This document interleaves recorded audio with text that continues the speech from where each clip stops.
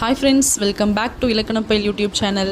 இன்றைக்கி நம்ம பார்க்க போகிற வீடியோ ரொம்பவே யூஸ்ஃபுல்லான வீடியோ. ஏன் நான் அப்படி சொல்கிறேன்னா, குரூப் 2 குரூப் 4ல் ரொம்பவே இம்பார்ட்டண்ட்டான இலக்கண குறிப்பு கண்டறிதல் அப்படின்ற ஒரு டாப்பிக்கை நம்ம டெய்லி ஹேண்ட்ஸ் ஆன் ப்ராக்டிஸாக நம்ம பார்க்க போகிறோம். அதனால் மறக்காமல் சேனலை தொடர்ந்து பாருங்கள், சப்ஸ்கிரைப் பண்ணிவிட்டு ஃபாலோ பண்ணிக்கோங்க. வாங்க வீடியோக்குள்ளே போகலாம்.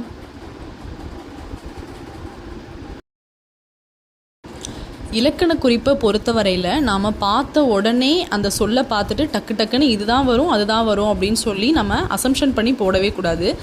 எப்பொழுதுமே நமக்கு உறுதியாக தெரிஞ்சால் மட்டும்தான் நம்ம கரெக்டாக போடணும். அதாவது இந்த விகுதி தான் இதுக்கு வரும் அப்படின்னு சொல்லி அந்த வகையில் இப்போது உங்களுக்கு கொடுத்த சொற்களை நீங்கள் எப்பொழுதுமே அதனுடைய கடைசி விகுதியை நீங்கள் பார்க்கணும். எதில் முடிஞ்சிருக்கு அப்படின்றத சொல்லி முதல்ல பார்க்கணும். அதுக்கப்புறம் நீங்கள் பார்க்க வேண்டியது, உங்களுக்கு கொடுத்த சொற்களை பிரித்தெழுத முடிஞ்சிச்சு அப்படின்னா அதை பிரித்தெழுதி பார்க்கணும் எப்பொழுதுமே.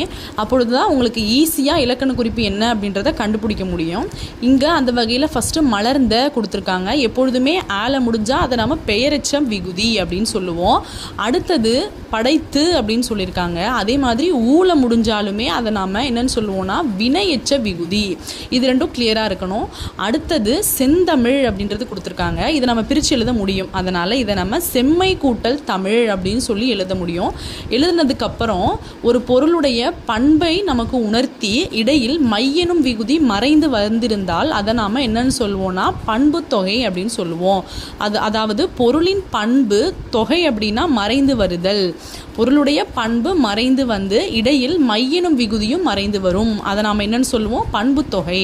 அடுத்தது இது நம்ம ஏற்கனவே நம்மளோட வீடியோவில் டாபிக்ஸ் எடுக்கும்போது நம்ம பார்த்துருக்கோம்.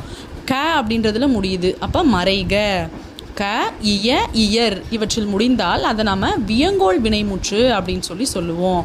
அடுத்தது மறைமலர். மறைமலரை நீங்கள் பிரித்து எழுதுங்க. மறை கூட்டல் மலர். வினைத்தொகை எப்பொழுதுமே ஒரு வினையை கொண்டு ஆரம்பிக்கும். அதே மாதிரி உங்களுக்கு முக்காலத்திற்கும் ஏற்றவாறு வரும். மறையும் மலர், மறைகின்ற மலர், மறைந்த மலர். இந்த மாதிரி 3 காலத்திற்கும் ஏற்ற மாதிரி உங்களுக்கு வந்துச்சு அப்படின்னா இதை நீங்கள் வினைத்தொகை அப்படின்னு தான் போடணும்.